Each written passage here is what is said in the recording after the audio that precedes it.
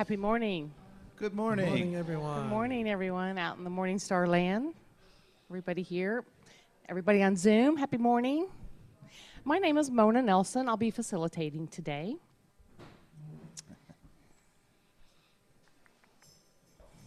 I'm busy, but not in the way most people accept. I'm busy claiming my fear, calming my fear, and finding my courage. I'm busy listening to my kids. I'm busy getting in touch with what is real. I'm busy growing things and connecting with the natural world. I'm busy questioning my answers. I'm busy being present in my life.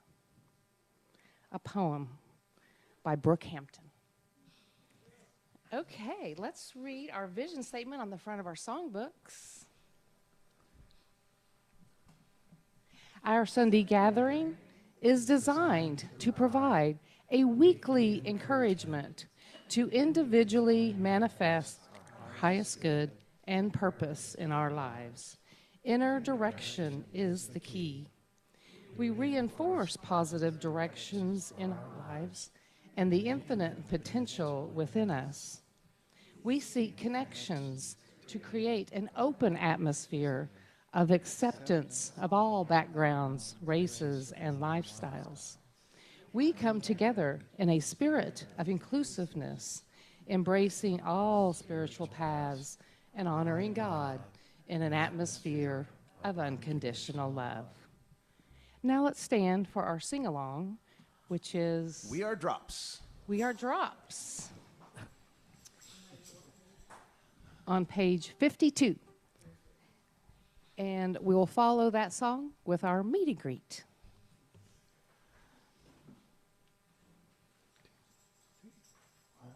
One, two, three.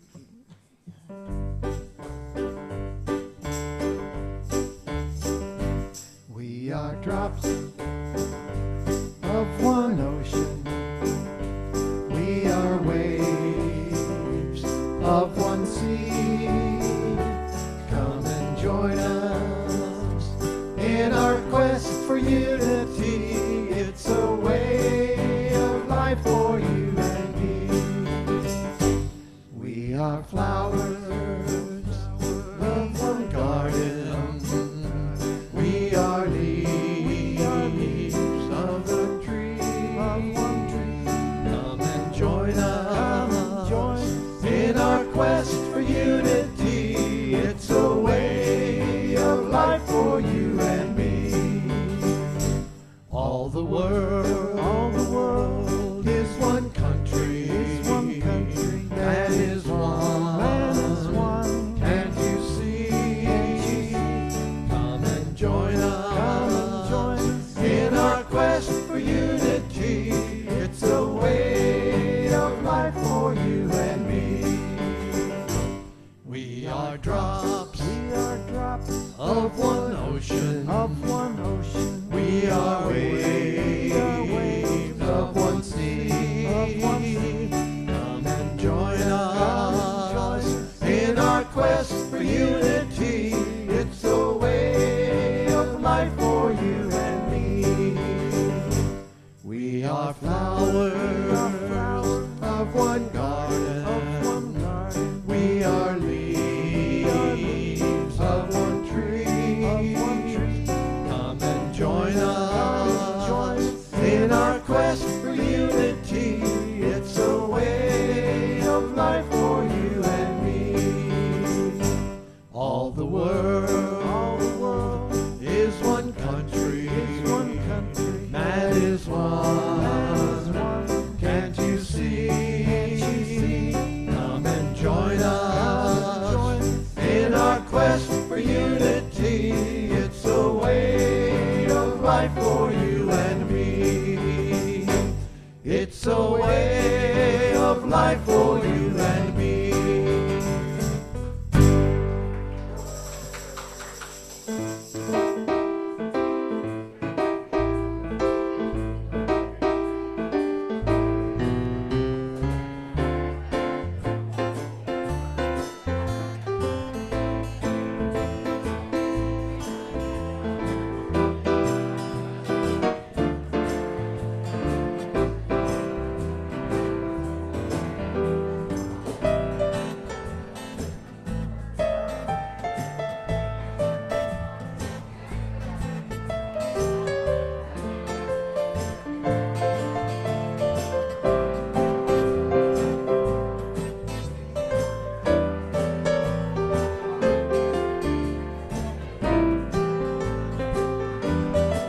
Hello, Emily.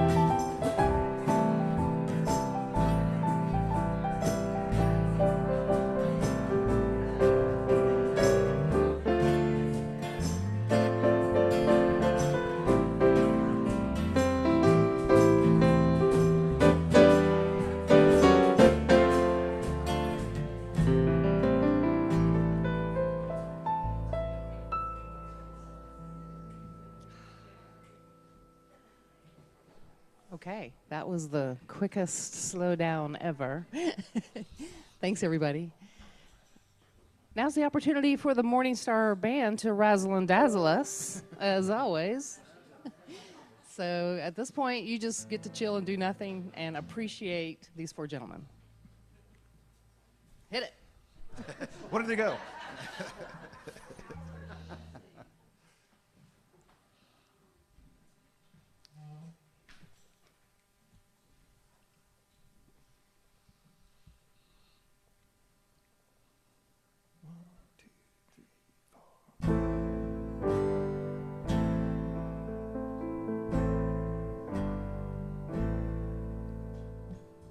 Well, everybody has a future.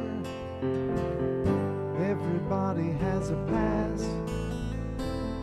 In the middle is the moment, and it's moving mighty fast.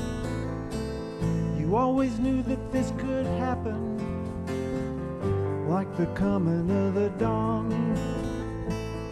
It can happen in an instant. It will take you far beyond. Remember to be here now. Remember here and now. Remember to be here now. Remember, see the world in a different way, like a child running out to play. Be here now. Here and now.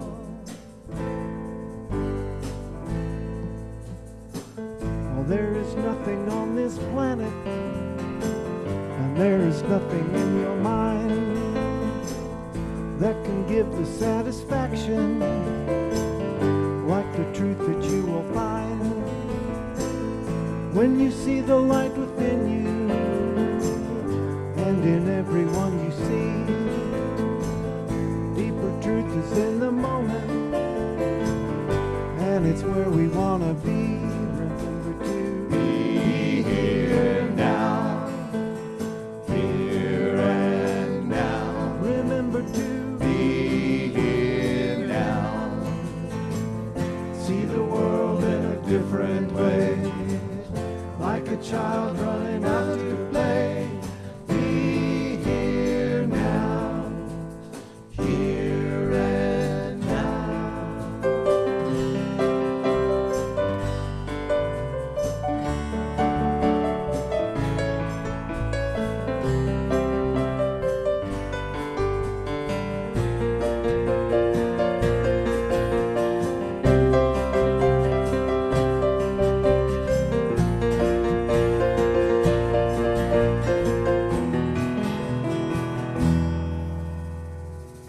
Everything you see around you, everything in time and space, everything is surely passing, dissipates without a trace.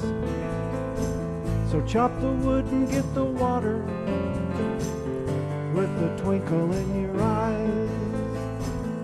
Every moment consecrated, with a love that never dies. Remember to be here now, here and now. Remember to be here now. Remember, see the world in a different way, like a child running out to play. See the world in a different way, like a child running out to play. Be here now, here and now.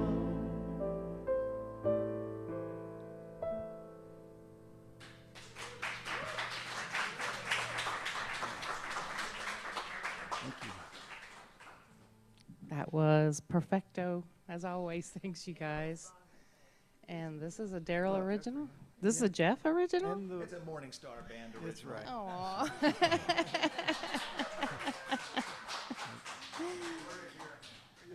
Yes, we. And we did it apart from one another during COVID. Weren't even in the same room when we did it.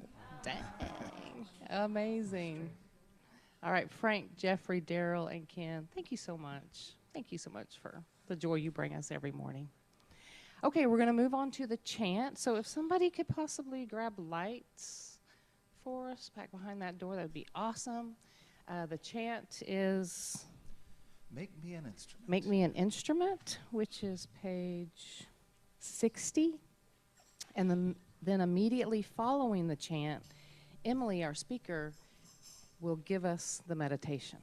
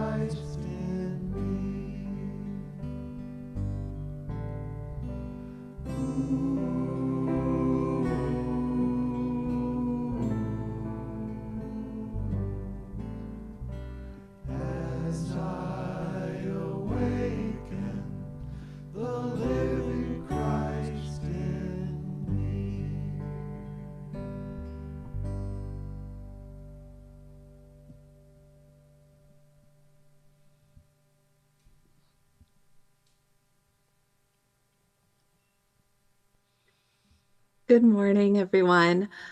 Take a moment to get into a comfortable position for your meditation. Maybe a straight but relaxed back. Your hands may want to be resting in your lap or however they're comfortable. You can shut your eyes or keep them gently open. And let's begin by focusing on our breath for a moment. Feel the sensation of your breath coming in through your nose, filling your lungs, and then flowing out. Perhaps it feels a bit cool as it comes in, maybe a bit warmer going out. You don't have to change the way you're breathing, just bring your awareness to it.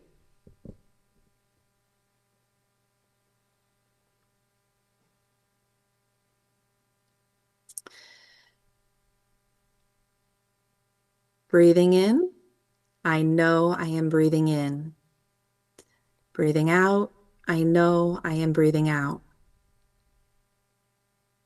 In, out.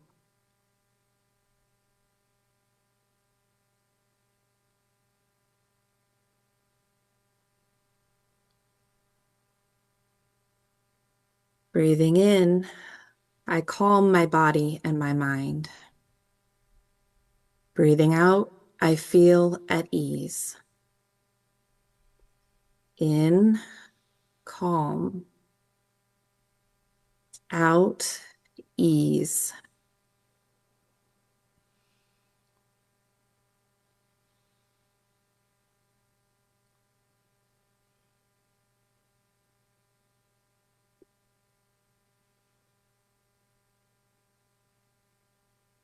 Breathing in, I smile. Even through challenges, I look for peace and joy. Breathing out, I release. I let go. Breathing in, smile. And out, release.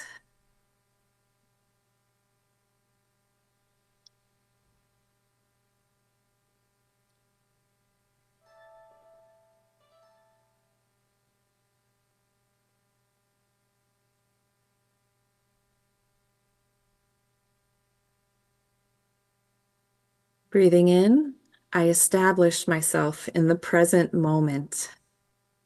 Breathing out, I realize it is a wonderful moment.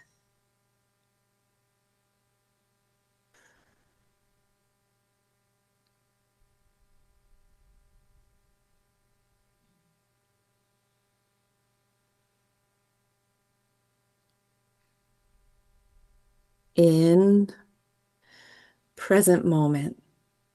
Out, wonderful moment. And let's stay here for just a minute, focusing on this moment and our breathing.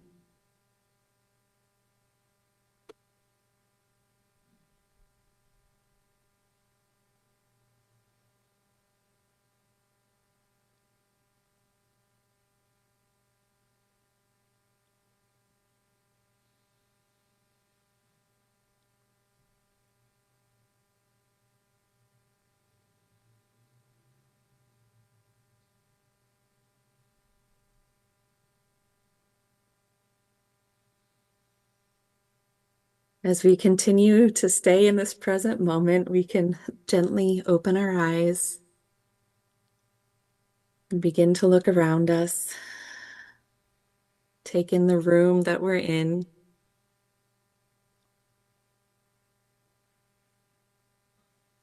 And be present.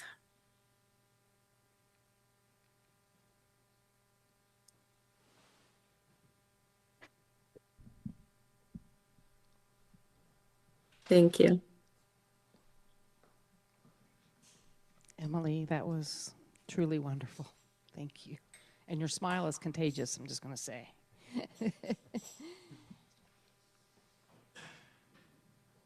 Our speaker today is Emily Beavers. We're happy to have her via Zoom from Orlando, Florida. She is a minstrel student at All Faiths Seminary International and will be sharing today some of her own spiritual inspirations and strategies that can help us connect with precious moments we're presented with within our lives. Please help me welcome Emily Beavers.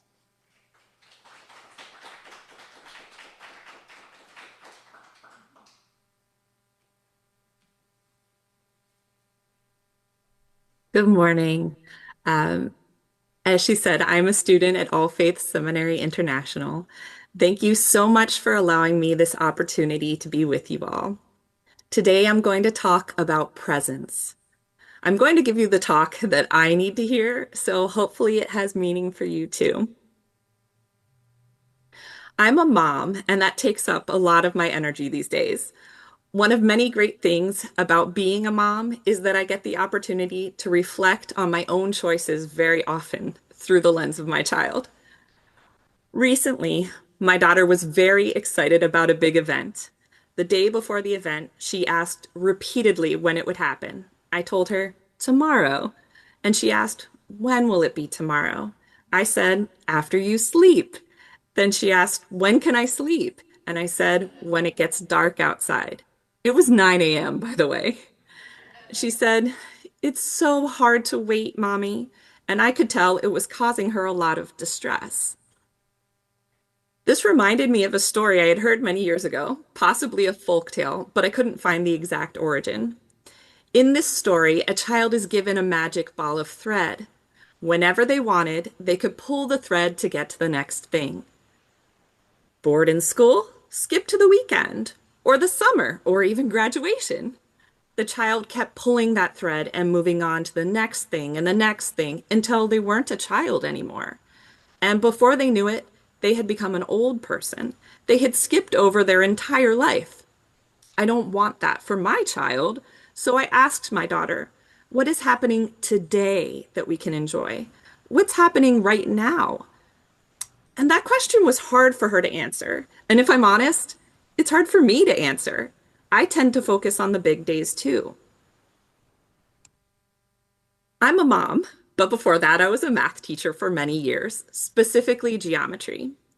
An interesting concept in geometry is that the distance between 2 points is finite, it's measurable.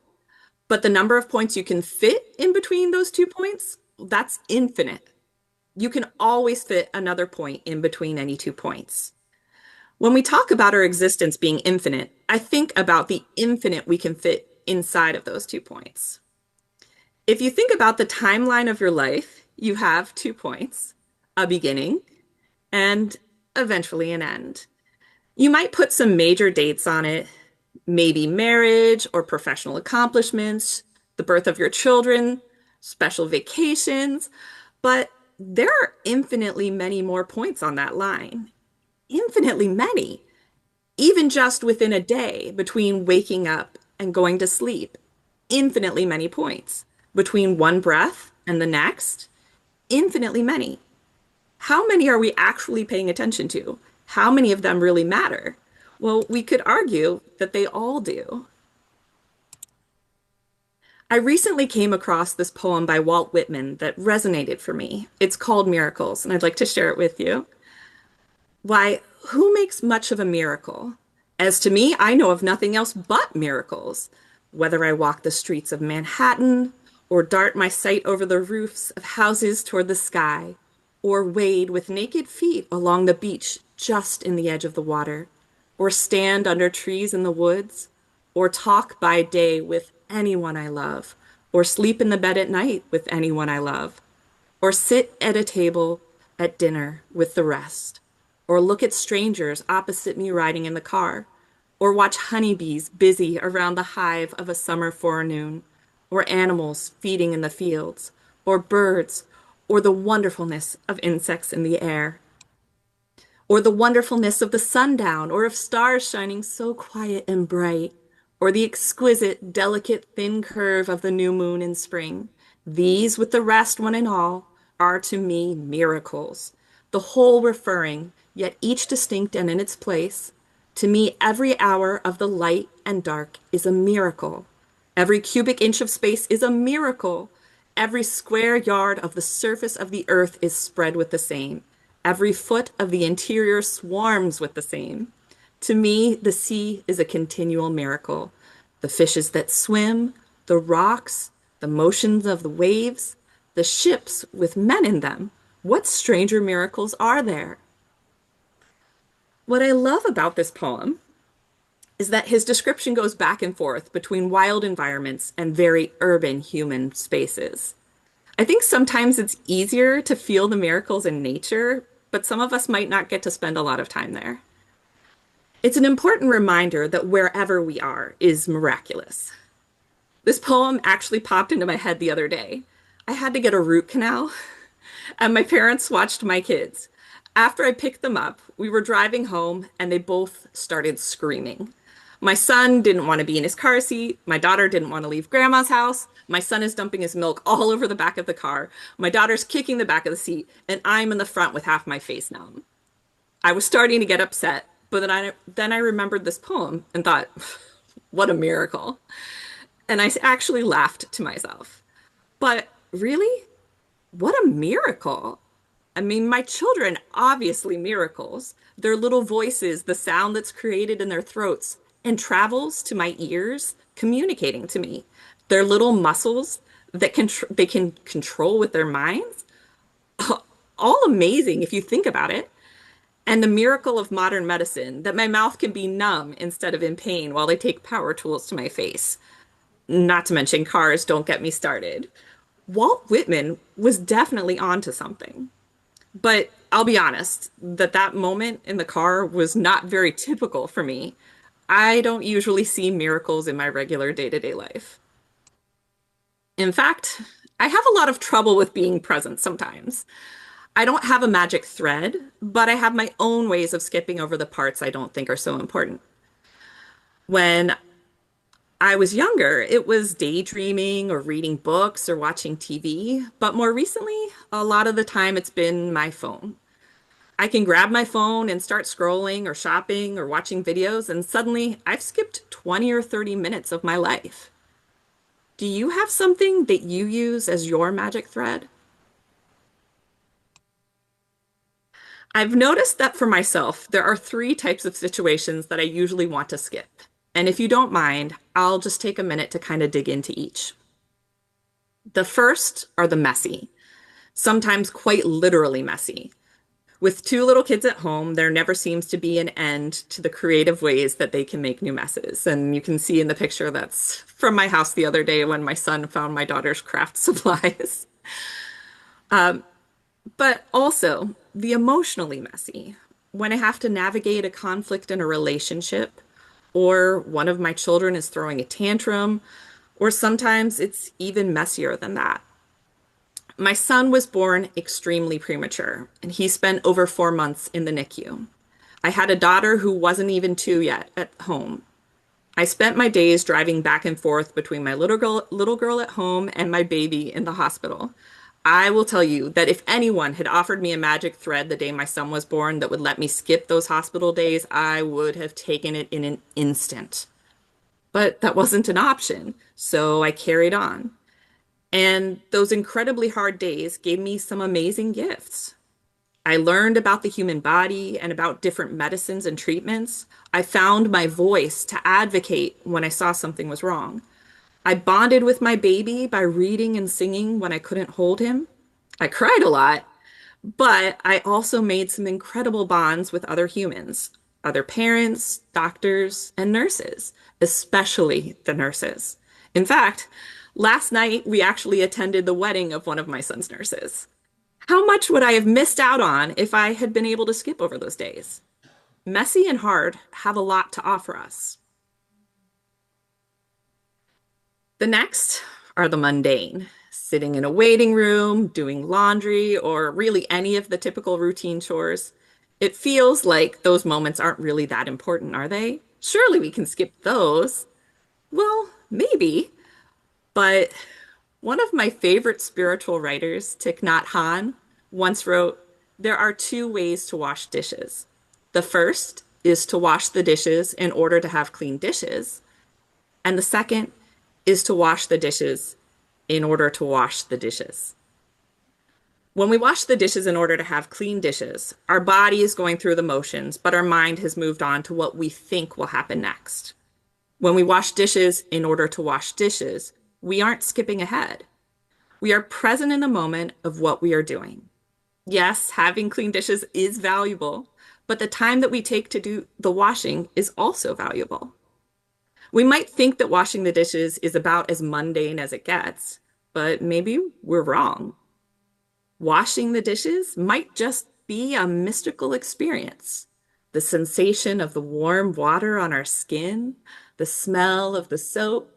Okay, maybe the smells are actually kind of unpleasant because there's old food on the plates or sour milk left in a cup, which happens more often than I'd like to admit with a toddler hiding cups around the house. But how amazing is it to have the ability to smell? The point is that we are fully experiencing each moment of our lives. Good smells, bad smells, they are all threads in the fabric of our experience on this earth. We can apply the same thinking to everything we do in our day, from brushing our teeth to sweeping the floors. We can endeavor to fully embrace these uniquely human activities. And finally, the mysterious. Being in the space of not knowing can be the hardest.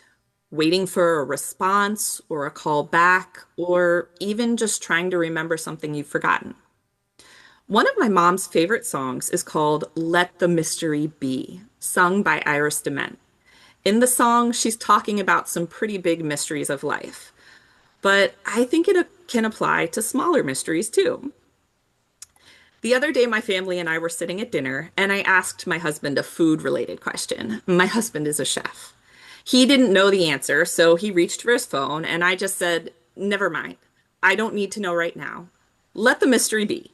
Because I didn't want to take away from our quality time together by going down the rabbit hole, as they say. That phrase has almost become a mantra for me when I find myself falling into the obsessive Googling of every question that comes into my mind. I don't know about you, but for me, a lot of questions come into my mind, but they aren't all important enough to take me away from the present moment.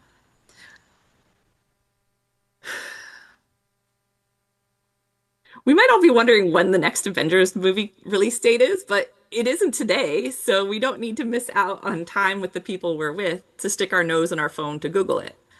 It's December 18th, by the way. My point, which maybe I'm straying away from a bit, is that there are many reasons and many ways to avoid the present, but when we do, we can never get it back.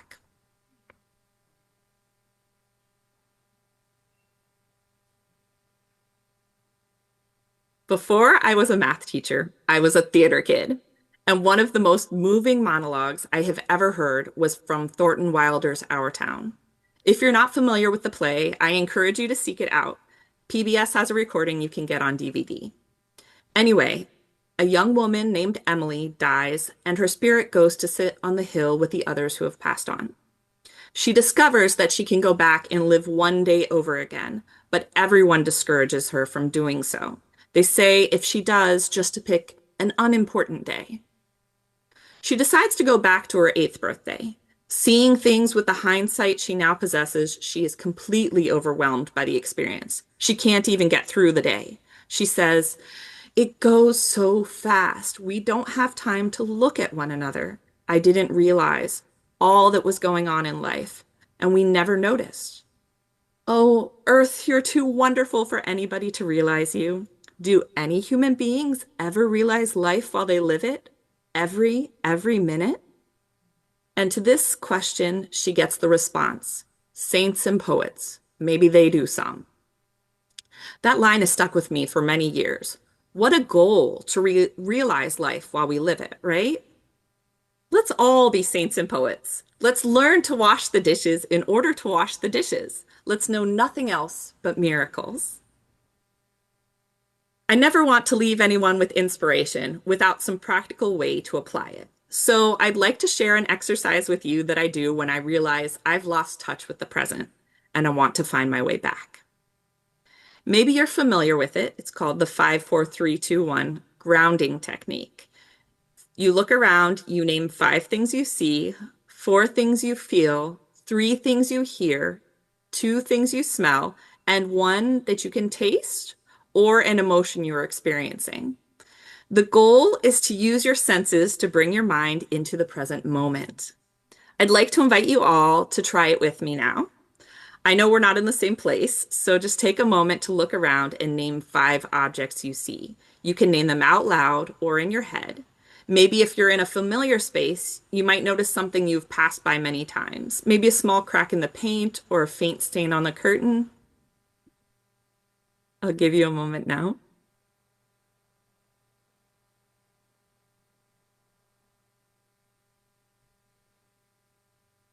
Next, try to identify 4 objects you can feel. Your clothing against your skin, maybe a ring on your finger. Things you tend to ignore are the best because you're reconnecting with those experiences.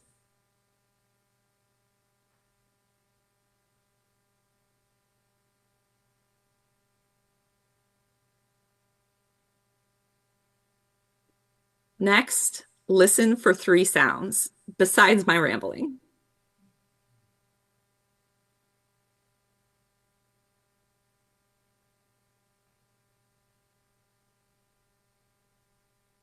And then 2 things you can smell. This can be tricky for me sometimes. Sometimes I have to go get something, like grab a candle or even my coffee or something. Sometimes my freshly washed hands still smell like soap.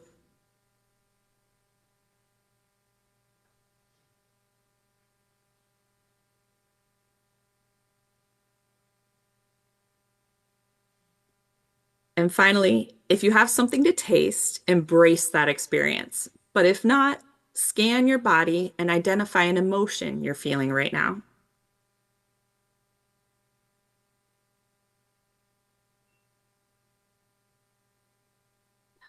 Hopefully, this exercise gave you a few moments of presence and connection with the here and now.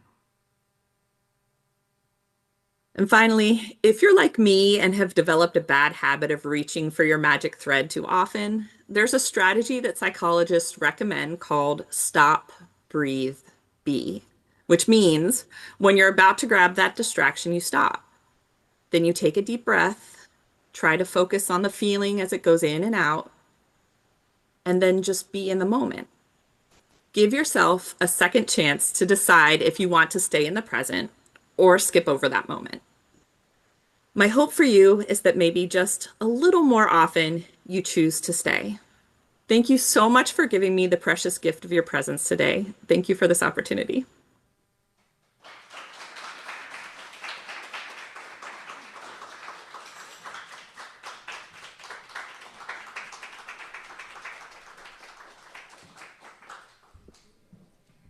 Emily, my one emotion was just gratitude for what amazing talk that was. Thank you for this reminder. 5, 4, 3, 2, 1. We all need that. Me especially. Okay, at this point in the day, we see how we can get back to Morning Star. So we're going to read the offering prayer on the back of the songbook. It's kind of in the middle there. Recognizing God as the source of my supply, I joyously give of God's abundance, which is blessed and multiplied through me, and so it is. Okay, as we're getting prepared here, I just want to briefly mention, the idea of being here and now and being present. Who here finds that easy to say but harder to do? Yeah, so this next tune is a little bit about the messy and the mysterious, and maybe not so the mundane, so we might need your help with this tune if you don't mind.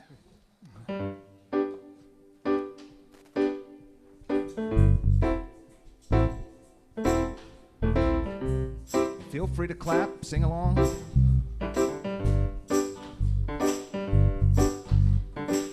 Here's a little song I wrote. You might wanna sing it note for note, but don't worry. Be happy.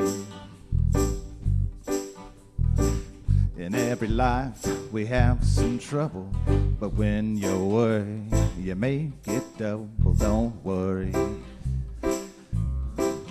Be happy. Here we go, guys.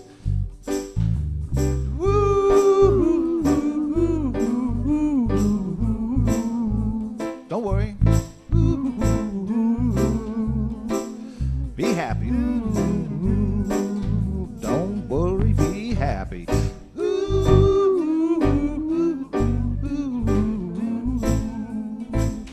Don't worry. Be happy. Ain't got no place to lay your head. Somebody came and took your bed. Don't worry. Be happy. The landlord say your rent is late. He may have to litigate. Don't worry. Be happy.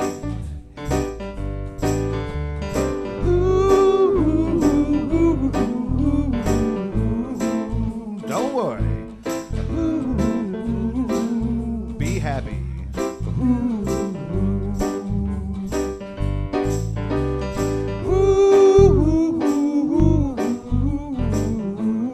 Here, I'll give you my phone number. Call me when you worry, and I'll make you happy.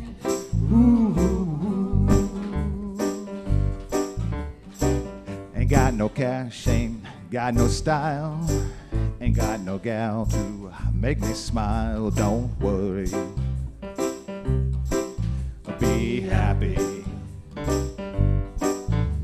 'Cause when you worry, your face will frown, and that'll bring everybody down. Don't worry. Be happy. Here we go.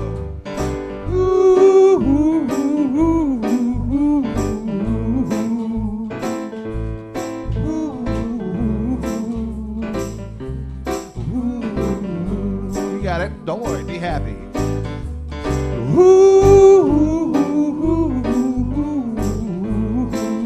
Don't worry. Be happy. Everybody together now.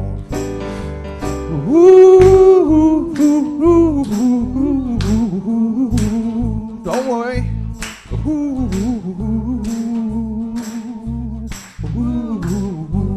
One more.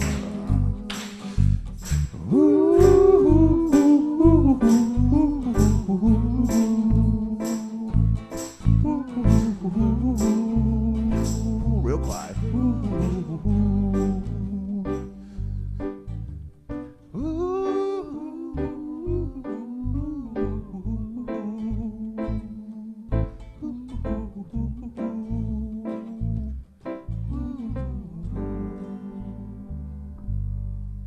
Don't worry, be happy, y'all.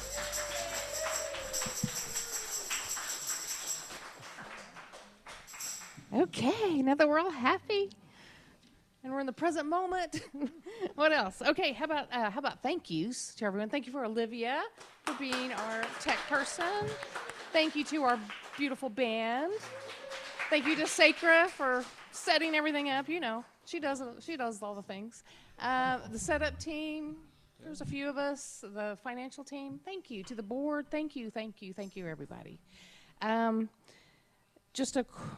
Sacra's got an announcement. I'm just going to say real quick. We missed Helen's birthday. Was this past week. Happy birthday, Helen. Woo woo. Happy. And it was Roger's birthday this week. Woo woo. Happy birthday, Roger. Okay. Whose is tomorrow? Karen's is tomorrow. Nice. Okay, Sacra, the stage is yours. Okay. You folks may have heard, like about a year ago, maybe, I can't remember, when Swami came, Brahmananda, something like that. And he's coming back. He's originally from New York, and he lives in India. And this time he's going to do a June through 2nd through 6th kind of a extended sessions up in the city. And so if you're interested, I know I'm signing up. and anybody else who wants to go with me can carpool. But it will be, if you want to do it, you can get $100 off of the total amount if you sign up by May. So I'm going to put this flyer out on the table. You can take a picture of it, get information, and who to call. Dana Dunbar is the one that you're going to call if you're interested. Okay?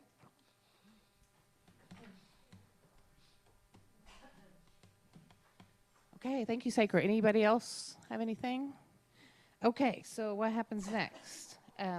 We tell you who the next week's speaker is. And she's my friend, Tiffany Couch. Her topic will be where your feet are, drumming in the moment. Tiffany Couch is a proud lifetime resident of Norman, and she has over 40 years of experience in the field of behavioral health and addiction as a therapist, administrator, and trainer. With a positive attitude, perseverance, and adventurous spirit, she has created some amazing life experiences, from completing the New York Marathon to walking solo 500-plus miles across Spain on the Camino de Santiago. To sharing the joys and benefits of drumming with others. Tiffany is also the author of the book Rosemary Rose, Tiffany's Guide to Making Brighter Rainbows. And she co-authored and was the photographer of Come Visit Me Softly.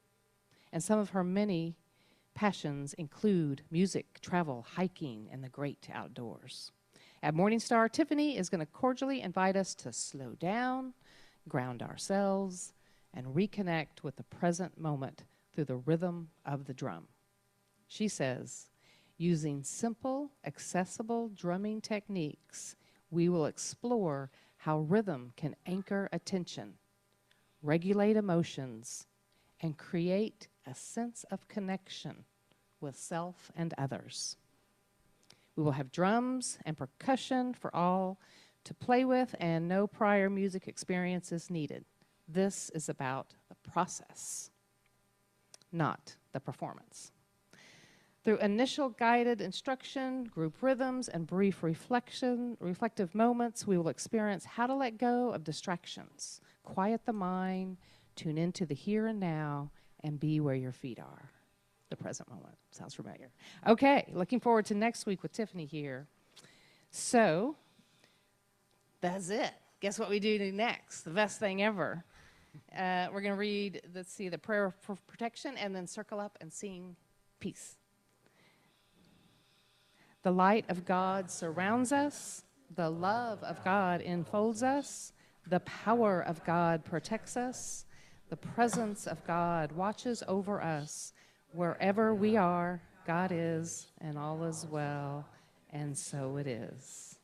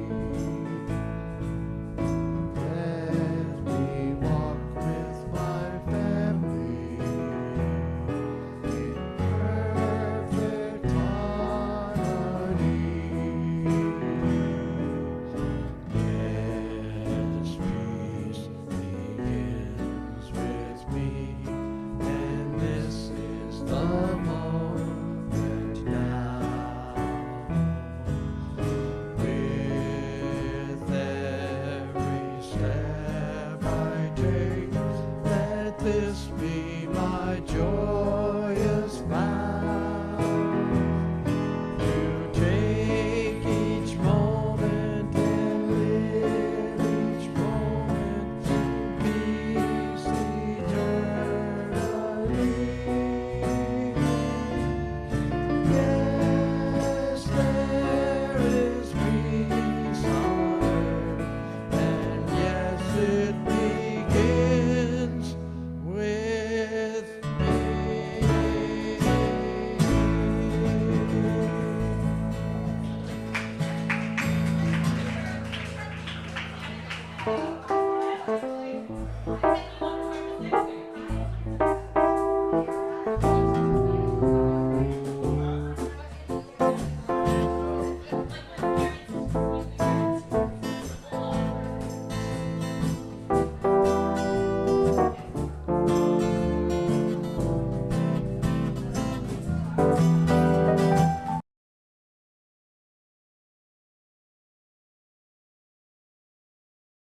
Hi, Emily. Thank you, thank you, thank you. Hi. Wonderful message. Thank you so much. Yes, that was very nice. Very nice. Thank you. Now, I have to ask you personally, you live in Orlando. Have you lived there long? I've been here for about 20 years. I graduated from high school there Oh, really? many, many, many years ago. Wow. Yeah. What high school? Boone High School. Oh, okay. Yeah. Is it still there? It is still there. It Right. is. Yeah, long time ago. Yeah. My mom grew up down here. She went to Lakeview. I don't know if you are No, familiar with wasn't there when I was there. Oh, really? There were two high schools in Orlando. No, actually two regular high schools and a Catholic high school. Wow. And the other school was Edgewater. Does that still exist? It sure does. Yeah. My sister-in-law went to Edgewater. Oh, cool. Yeah. And when I lived in Orlando, the population was around 40 to 50,000 people. Wow. It's A little different now. Yes. Yeah. Beautiful little town, all the lakes there. Yes. Yeah, it was beautiful. But anyway, your talk was really, really nice. Thank you. Oh, thank you so much. Very helpful. Thank you.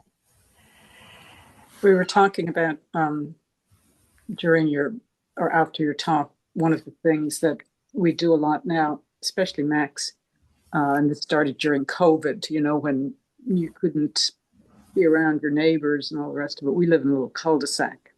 Yeah. And our house is at the back of the cul-de-sac. There are 5 houses, and it's all trees, and there's a median with more trees. So when the traffic goes by, you barely see it.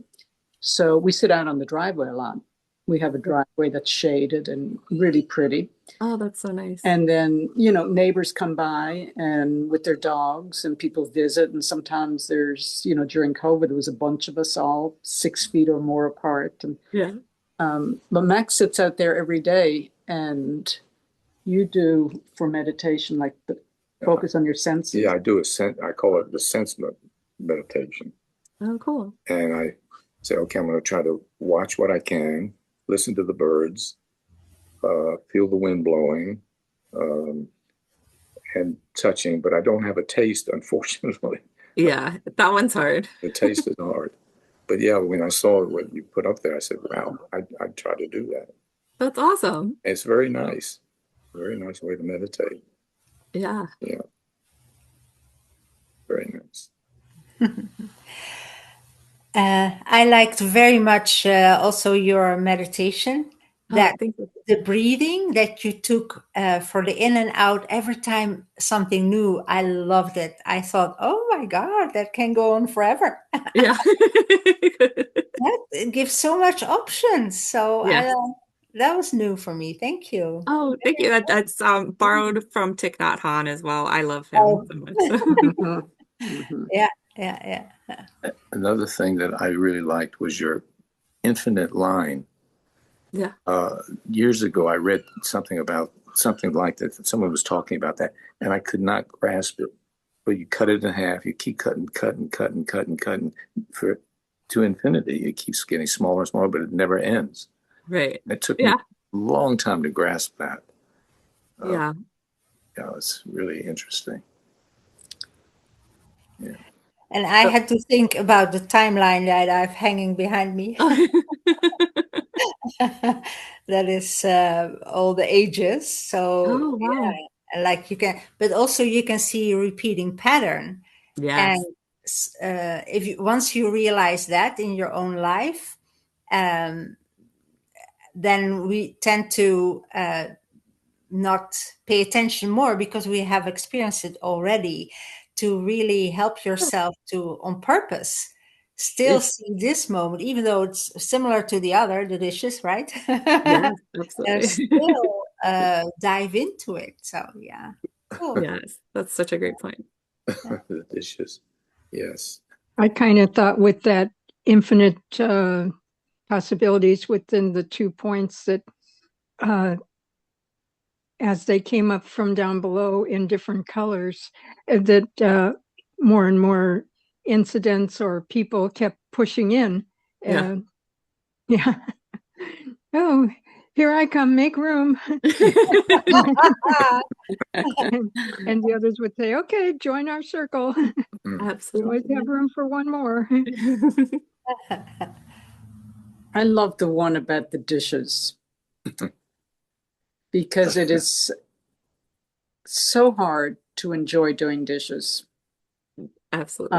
And I've heard that one from Thich Nhat Hanh many times. And it's true.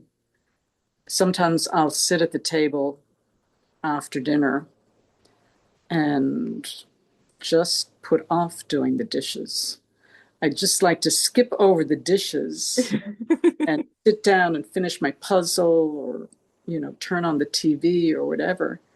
But you're right. You're missing out on that moment. You'll never get that moment back again that you're doing the dishes. I try to, sometimes when I'm taking a shower, I'm thinking of things that I did yesterday that I'm going to do. But what I start trying to do is be mindful of the moment. I say, okay, now the water's hitting the top of my head, and I'm going to put some soap on my face, and then I'm going to rinse my face. And then next thing I know, I'm thinking about something I did early in the morning, but then I try to come back and keep doing that. It's very hard to stay in the moment. It really is. It really is. But that's It's great also- if you just keep bringing your attention back. Right. You'll build up that strength over time. So I think you'll find with this group of people, Emily, that none of this is really new to us. Like Of we're course. all, either meditating or we're actually Liz and Joyce and Max and I are after this in a couple of minutes are going to go to something called Mystery School. Oh, cool. Yes, with Dana Carpenter, which is a whole nother thing, but spiritual also. But it was nice to have your presentation that kind of put everything together. And I took some screenshots of the Walt Whitman poem, and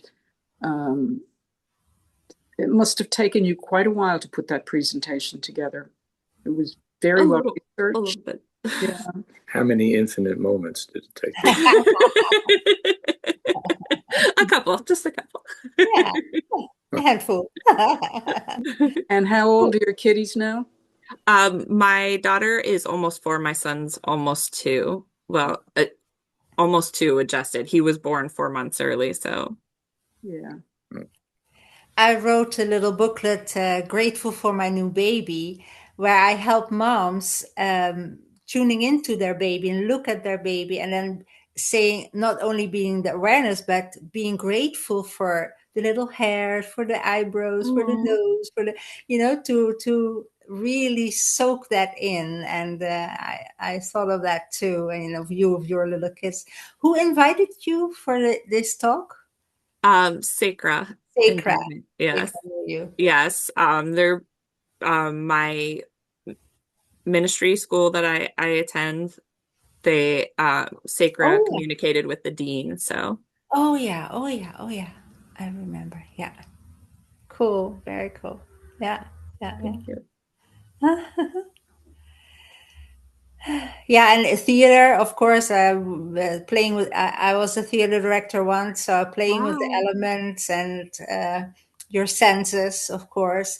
And the awareness is not only via the mind and the acknowledgement of the dish. For example, if you do the dishes, you can also do it in an awareness, in automated, in the feel.